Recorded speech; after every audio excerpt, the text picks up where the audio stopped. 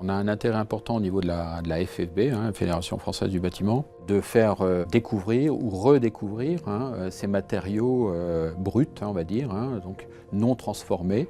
Alors les SCNI, c'est système constructif non industrialisé, donc c'est assez barbare. Derrière ces termes, on voulait parler du ou des matériaux qui sont employés, qui ont été employés par le passé et qu'on veut faire vivre à nouveau pour les constructions de demain. Avec le changement climatique qui arrive, on doit s'approprier ces matériaux et réapprendre les gestes des anciens pour rebâtir ou bâtir la construction de demain. Il était important au niveau de la FFB d'identifier un certain nombre de matériaux et de pouvoir les faire découvrir à l'ensemble de nos artisans.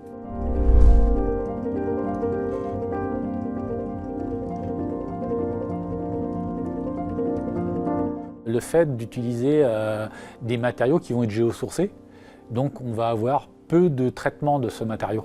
Donc on va avoir des bilans carbone équilibrés. On a largement de quoi pourvoir à la construction. C'est un piège à carbone, le chanvre, d'un point de vue de la culture. Donc on va forcément séquestrer du carbone dans le bâtiment. On va avoir des matériaux qui vont répondre aux attentes climat.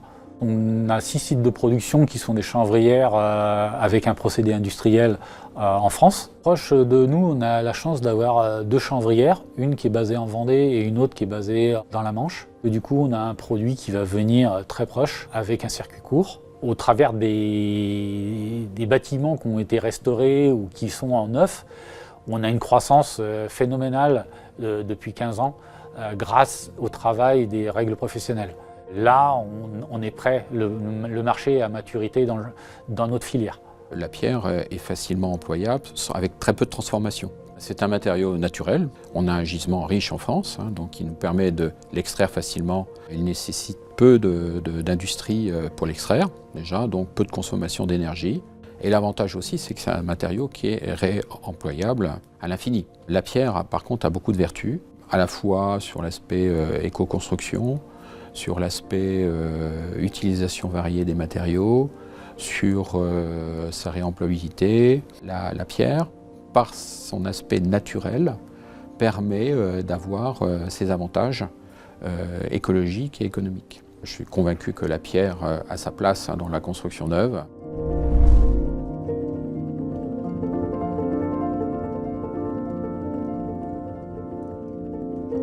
On utilise essentiellement du chêne. Notre patrimoine est fabriqué avec ces matériaux. On a des églises ou des chapelles qui ont 700, 800 ans. C'est des pièces de bois d'origine. Elles sont intactes, elles en feront au moins encore autant. Continuer à travailler, par exemple, le chêne, c'est aussi permettre de conserver un savoir-faire, pas que dans le patrimoine, mais en termes national. On travaille en local, donc on travaille en Normandie. La France, aujourd'hui, est un des premiers producteurs de chêne en Europe. Il n'y a pas besoin de le faire venir du bout du monde. Le fait d'avoir plusieurs agences en France permet aussi de développer un savoir-faire dans chaque région.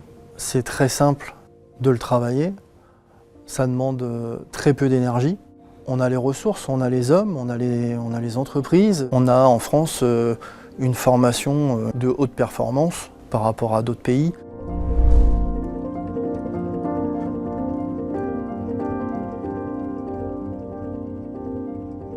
La lauzes, c'est un matériau traditionnel qui demande très peu d'énergie à produire. La lauzes, en fait, a la qualité d'être déposée, retaillée et reposée. C'est un matériau qui a la capacité à traverser les siècles. Une couverture en lauze dure entre 100 et 200 ans. C'est vraiment un matériau qui se prête à ce qu'on cherche aujourd'hui au niveau du bilan carbone, au niveau de la résistance. Porté par la Chambre des métiers Lozère et Aveyron et la Fédération du bâtiment, il y a un CQP lauze qui a été mis en place. Ces CQP sont portés par une association qui s'appelle les Artisans Lauziers Couvreurs. Chaque année, il y a une formation de 6 semaines qui est faite à des jeunes apprenants. Moi, j'aime ce matériau parce que c'est rugueux, c'est lourd, c'est beau et c'est agréable à tailler, c'est agréable à poser. Une toiture en lauze, elle ne peut pas laisser indifférent.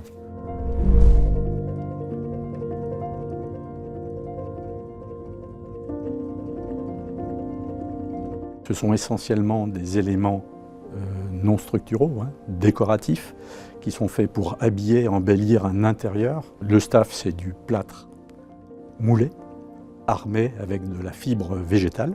Traditionnellement, le staff, ça parlera à tout le monde, sont les corniches, les rosaces, les moulures, les colonnes. On n'a pas de limite aux formes qu'on peut donner à ce matériau. Le staff, c'est un matériau qui est extrêmement résistant au temps. Il ne se déforme pas. Il est facilement réparable. C'est un matériau qui est simple, c'est du plâtre. Le plâtre, c'est du gypse. C'est un matériau qui peut indéfiniment se retransformer en gypse. Les carrières de gypse, on en a en France. Donc il y a peu de trajets à couvrir pour aller de la partie extraction à l'atelier du staffeur ou du plâtrier. Il n'y a pas tout à fait que du plâtre quand on fait du staff. Et on l'arme historiquement avec de la fibre végétale qu'on trouve là aussi en France. Ce sont des matériaux qui s'inscrivent dans le côté durable.